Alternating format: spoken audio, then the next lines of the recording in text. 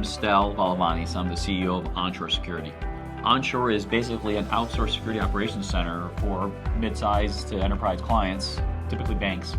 So I go way back in the IT business, literally back to before I could drive, writing software then as a kid, basically, for a market research company. And I also founded my first company then, software development company. But fast forward, I quickly learned after a couple of other entrepreneurial experiences that there was real low-hanging fruit in getting people connected and building LANs. And I mean, I'm talking about 1991, the killer app was email. Getting people on email was a big deal.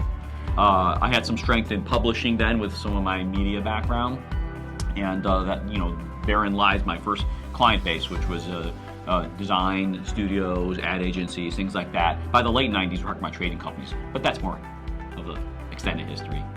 The greatest challenge I experienced probably was going on about 10 years ago when I sold a whole division of my company. It was a multi-tenant internet service to a competitor, and halfway after the sale, we're going through major restructuring, staring down expected losses for that first year. A lot of things we did not want to rip out, we wanted to keep, and so hard to keep people in line and understanding what we were trying to do and why we were willing to take on these losses.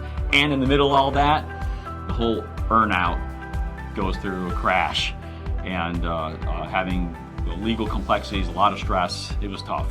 There have been a number of times we've done some serious innovations, I'd say on business process as well as technology. So I could tell you about the time that we saw all the DSL companies implode, in 2000, and scrambling to get our client base to survive with, modems dialing in just to get email through while we're waiting for T1 lines to activate. Basically launched facilities-based IPs business overnight with that. That's probably one of my favorite stories, and that's all about just business and tenacity and grit.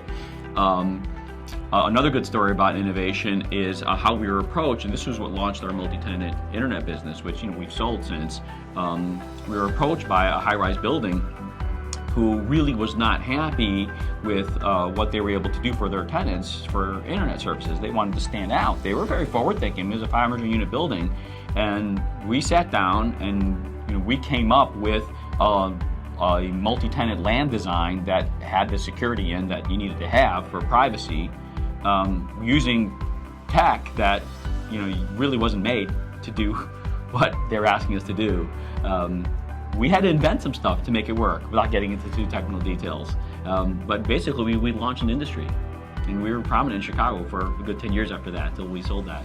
The thing that really makes us different is that we're not afraid to write software. Almost everybody out there is grabbing stuff off the shelf, and I get it, that's the world they're coming from. But we're coming from the open source software development world. We're not afraid to go ahead and put tools together and integrate them and write whatever we have to write. We, to this day, write our own accounting system, if you can believe that. Currently, we have our core. We have a managed detection service that utilizes a platform we built ourselves. We started that in 2004. It's very mature, it's very advanced. Very few people in our space are doing quite what we're doing. But I can tell you that anybody who's a really serious player in the cybersecurity space is developing tools, and most of the people out there, they're not able to do that. When the company's going through growing pains, and I had a very good dose of this in 2010, you really have to be vocal and transparent. People really need to be able to connect with you and talk to you about how they personally or their careers are affected by changes in the company.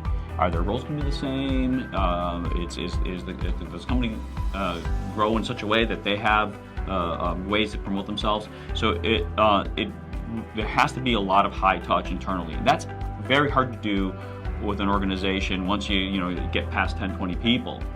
You don't necessarily know everybody. You don't necessarily work with everybody. Similar to the way I answered the previous question, setting milestones and making those milestones visible, making sure people understand along the way what those changes are like and what kind of impact they might have, and identifying that it works well with the plan helps people, be a little more at ease. Either way, then it's really about being able to get close to people and listen to them and be transparent.